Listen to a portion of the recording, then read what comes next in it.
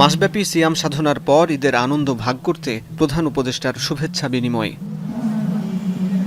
ঈদের দিন বিকেলে তেজগাঁওয়ে নিজ কার্যালয়ে শুভেচ্ছা বিনিময়ে অংশ নেয় বিভিন্ন শ্রেণী পেশার মানুষ। অন্তর্বর্তী সরকার প্রধানের হাতে হাত মেলান জুলাই গণঅভ্যুত্থানের শহীদ পরিবার ও আহত যোদ্ধারা। শুভেচ্ছা বিনিময় করেন সব ধর্মের সামাজিক সাংস্কৃতিক ব্যক্তিত্ব, বিশিষ্ট ব্যক্তিবর্গ, ধর্মীয় নেতাসহ সরকারের বিভিন্ন পর্যায়ের কর্মকর্তা কর্মচারী, ছিলেন বিভিন্ন রাজনৈতিক দলের নেতারাও। অধ্যাপক মোহাম্মদ ইউনূসের সঙ্গে শুভেচ্ছা বিনিময় করেন ভারতসহ বিভিন্ন দেশের রাষ্ট্রদূতরাও। প্রধান উপদেষ্টা উপস্থিত সবার উদ্দেশ্যে ঈদের মর্মবাণী তুলে ধরে দূরত্ব ভুলে ঐক্য প্রতিষ্ঠার তাগিদ দেন। আমরা কোলাকুলি করি, সবাইকে আপন করে নিই।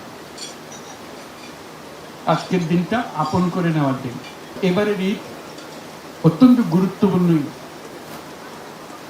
যাতে আমরা পরস্পরের কাছে আসি, পরস্পরের দূরত্ব থেকে আমরা সরে আসতে পারি, জাতিকে সমাজকে ঐক্যবদ্ধ করতে পারি। কারণ এই ঐক্যবদ্ধ হওয়াটা আমাদের জন্য এই সময়ের জন্য বিশেষভাবে জরুরি। বান্ডেল থাকলে প্রতি সেনমানিতে টাকা বাঁচবে। বিকাশ সেনমানি বান্ডেল কিনে জিতুন প্রতি লেনদেনে। দেশে বিদেশে শান্তি প্রতিষ্ঠার আকুতি ফুটে ওঠে প্রধান উপদেষ্টার কণ্ঠে।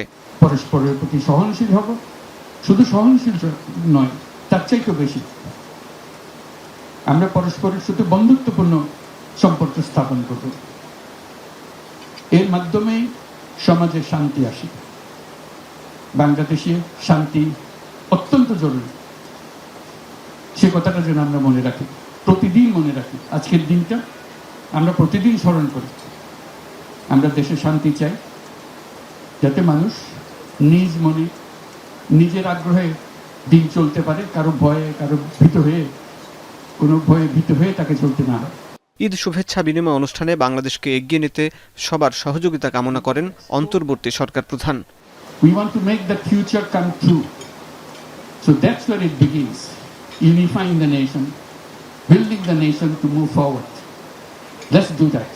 হাসিব বিল্লাহ, এখন, ঢাকা। Eid Mubarak.